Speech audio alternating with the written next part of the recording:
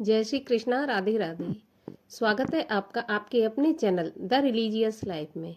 कान्हा जी की कृपा आप पर और आपके परिवार पर हमेशा बनी रहे। दोस्तों, आज के वीडियो में हम बात करने वाले हैं कि हमें अपने घर के मंदिर में रोज़मर्रा की पूजा किस प्रकार करनी चाहिए। घर का मंदिर कौन सी दिशा में होना चाहिए। क्या हम बिना नहाए पूजा कर सकते हैं, चाय पीकर पूजा कर सकते हैं। इन सब के बारे में हम आज के वीडियो में चर्चा करेंगे।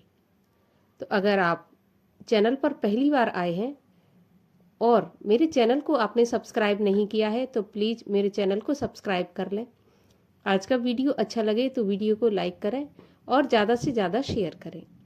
तो चलिए शुरू करते हैं वीडियो। दोस्तों, पूजा हिंदू धर्म में हर घर में भगवान का एक स्थान होता है, एक मंदिर होता है। छोटा बड़ा कैसा भी हो, होता अवश्य है और पूजा भी रोज की जाती है। अब पूजा के बारे में मन में कई सारे विचार होते हैं।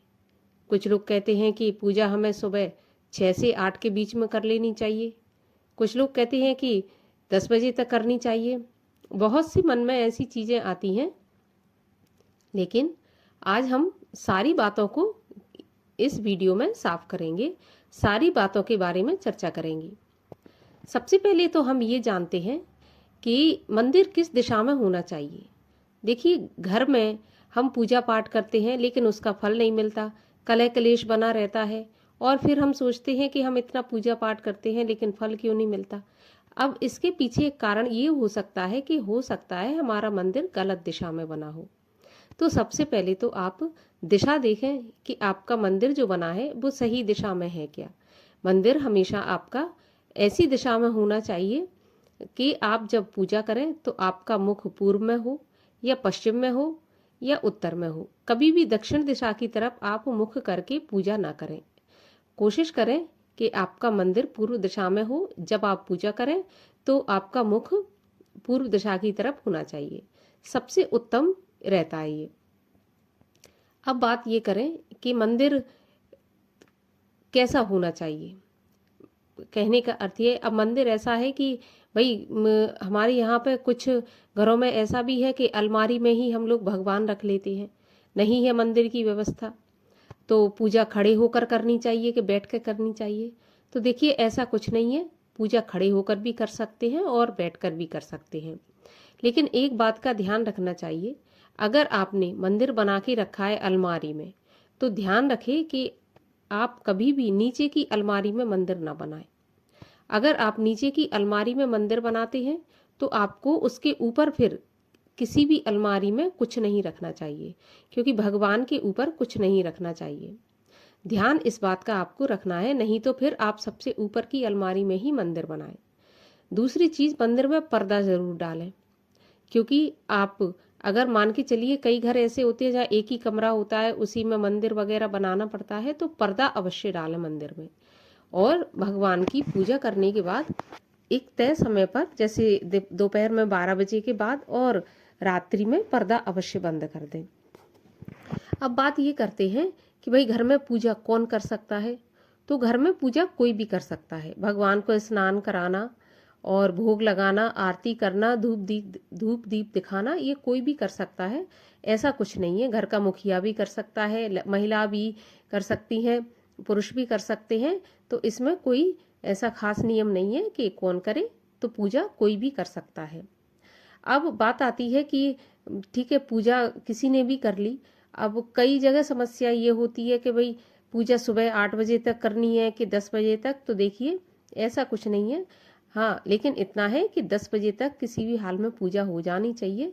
10 बजे के बाद पूजा ठीक नहीं मानी जाती है, तो आप 10 बजे के पहले पहले अपनी पूजा समाप्त कर लें।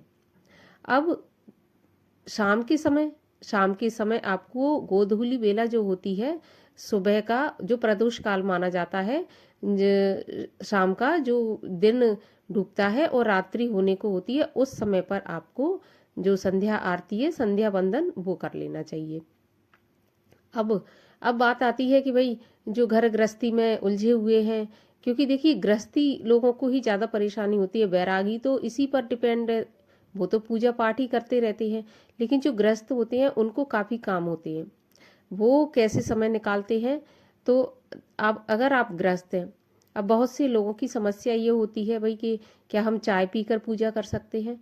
तो हाँ, बिल्कुल कर सकते हैं। आप अन्न ग्रहण ना करें, चाय आप पी सकते हैं, चाय पीकर पूजा कर सकते हैं। लेकिन अगर आपने कोई व्रत रखा है तो आप बिना चाय पिए ही पूजा करें, स्नान करें, पूजा करें पहले, फिर चाय पिए आप।